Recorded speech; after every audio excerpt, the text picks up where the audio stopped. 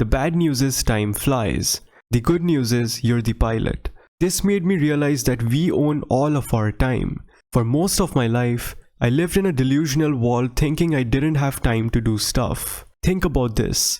At any given moment, you are doing what you most want to be doing. For example, right now I'm making this video because at the given moment, this is exactly what I want to do. If I'm watching a movie, that's because I want to spend my time doing so. Even in a scenario where you're working a job that doesn't make you happy, you do it because you want something that it provides, such as financial security.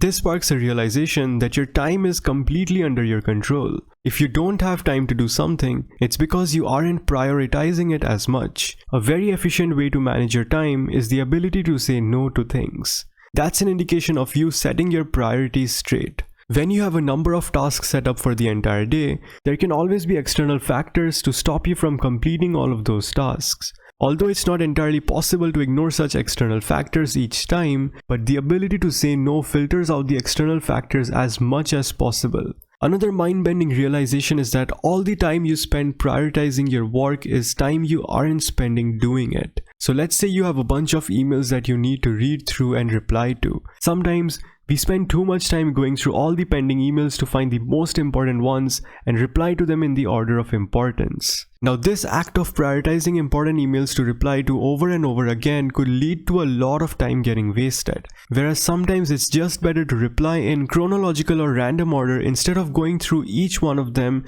and having to prioritize them. Another great way of managing time is picking a highlight of the day. The idea behind this is that every day among all your tasks, you should pick any one task that's significantly important to you over the other ones for that particular day. And completing that task should be the highlight of your day. So even if you aren't able to complete some of your tasks, this will still manage to keep you happy because you now have a highlight of the day to be proud of. Whereas if you don't have a task set as the highlight of the day, the list of tasks pending in your list could feel very scrambled in your head and cause you to perform tasks at random order without any clarity, which might make you feel less focused and ultimately get less things done, leading to a waste of time. The last principle I would like to share in order to manage time effectively is related to something called Parkinson's law, which is that work expands to fill the time allotted for its completion. So let's say I have an article to write in a day. Now if I give myself the entire day to write that article, inevitably it's gonna take me the entire day to get done with it.